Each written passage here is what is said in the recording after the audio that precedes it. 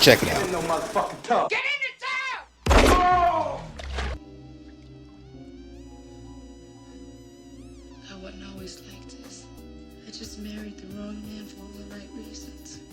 Thin Line Between Love and Hate is one of those movies that put fear in the hearts of men who objectify women for personal pleasure. An homage to broken-hearted women and would-be dogs to beware there's a cost to pay for the pain you cause women. Check it out. Thin Line Between Love and Hate is simply about the penalty of playing with a female's heart. Like a darker version of How to Be a Player, back when your manhood was determined by your sexual conquests. What's great about Thin Line is Martin was at the height of his career when he chose to write and direct in a movie that tackles toxic male stereotypes that guys too often attempt to live out without fully understanding the damage we're causing.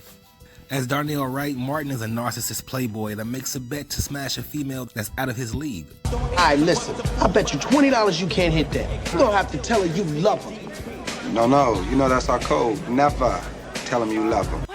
What she doesn't know is he's willing to say whatever to get her to lower her guard, and what he doesn't know is she's willing to do whatever We had fun while it lasted. to make him keep his word. Check it out. Darnel Wright is a Lion Ladies man, a nightclub manager with a lot of options when it comes to women. He's good to his moms, loves his sister, but he's a classic dog. I love my sister dearly.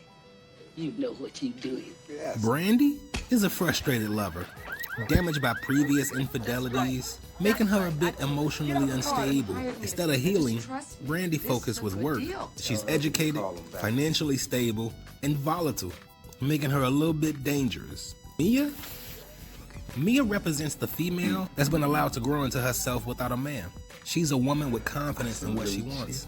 T's the typical fuckboy and proud womanizer, and he's Darnell's best friend. Most men would have called you stuck up, looking all like a Barbie doll.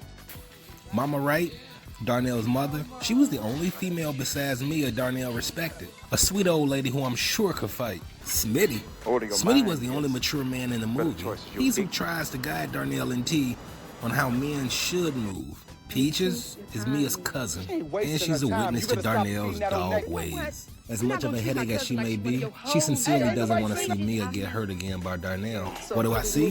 This movie for me was a valid explanation of why women be acting crazy. It has a lot to do with how men manipulate and toy with their emotions. Imagine Brandy as one of those females from Waiting to Exhale, who's just trying to move on with her life after a previous adulterous relationship. Left her a little bit something like a widow, right? Right. I mean, keep in mind, there's a lot of thoughts out there, and they for everybody. Same time, there's some grown women out there that ain't with the shit. They're sophisticated, independent, hard workers, and they would rather be alone than in a non-monogamous relationship, which is fair, and any guy should respect it, but we don't, which isn't right, which indeed becomes the reason why it's a thin line between love and hate. Here's what I learned from Thin Line Between Love and Hate. Lesson. Don't say you love someone unless you mean it. Better yet, say what you mean and mean what you say. Tell him you love him. That's correct. I love you. Lesson. Hurt people. We see that as obvious that some past relationship left some type of hurt on Brandy's heart. But who hurt Darnell to the point where he's a womanizer? Lesson. There's a price to pay for hurting women. Man. I come down to motherfucking precinct, right? They gives me no respect in the precinct, man. You know, they laughing like, oh, she trying to hurt you, huh? They don't believe it, man. Listen to me. Your ways are going to catch up with you one day. And so choose wisely. A night full of passion can give you a lifetime of pain. Nobody. Check it Darnell. out.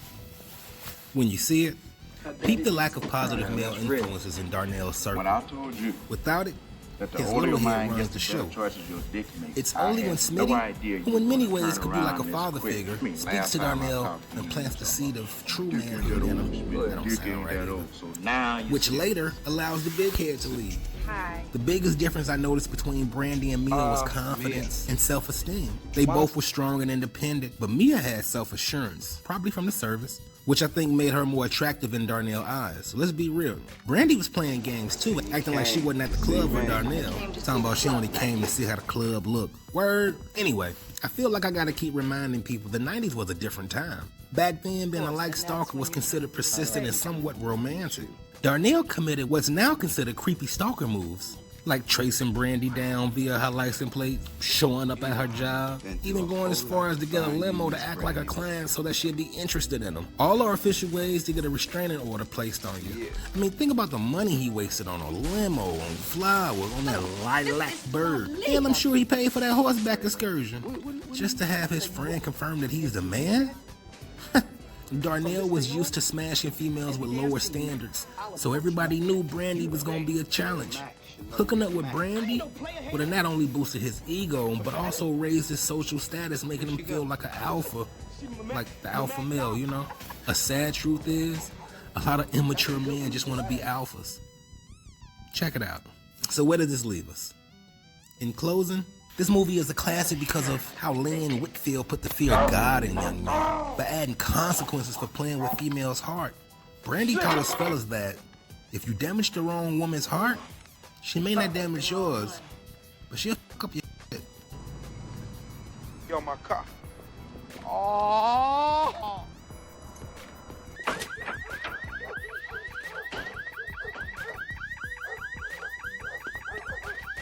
She done threw a brick in my I got water damage, fire damage, smoke damage, man, this is some freaky shit. I think I know who did this. Look. I know who did it. When you think about it, there's probably only 3 types of women when it comes to relationships.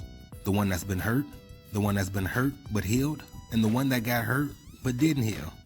I'll allow you to judge the effects of each. Check it out. Look, according to Martin, relationships are important, and it's time for us to be more responsible about hurting people that we care about. As men, we want to be fearless. However, when it comes to our women, we have to be accountable. This movie is loved by both sexes. Women obviously love it because it displays how frustrated a woman can get when she's pushed to her limits. And guys appreciate it for the warning this movie offers. He gets us all dirty, right?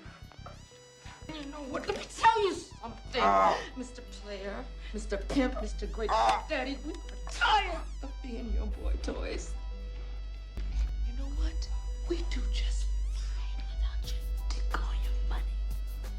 The message of the film was for men to understand that manhood is not defined by how many women you sleep with, but rather how you appreciate the one that you love. Stop trying to be the man and become one. Now look, I'm Fox. This is Check It Out. Like, share, and subscribe so the big homie can survive. And as always, take care of yourself and choose wisely. For those that didn't know, this little moment is taken directly from the opening of Billy Wilder's classic film, Sunset Boulevard. Only the price turned out to be a little high.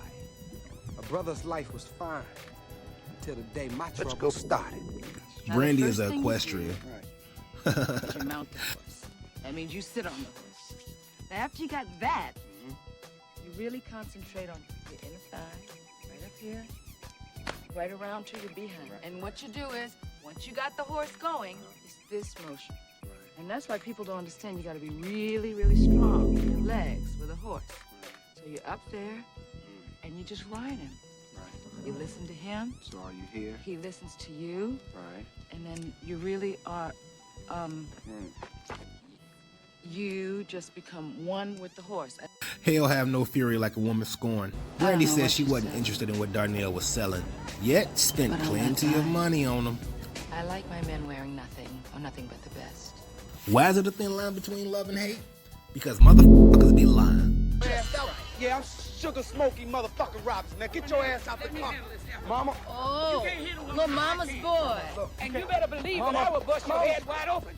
You don't come around here harassing me. Mama, got it, Mama. And don't nobody mess with my baby. Nobody. I will snatch your ass through that. I've been wanting to meet you. Get out of here. Go out of here. Watch out for your son. Get on out of here. Get out. I won't have this, Darnel. I've been living here for 45 years. I ain't never had no shit like this to happen to me. I won't take this. You get a restraining order, or I have to kick out the rest of her brains. Oh, leave me alone. Calm down, Mom. It's a thin line between love and hate.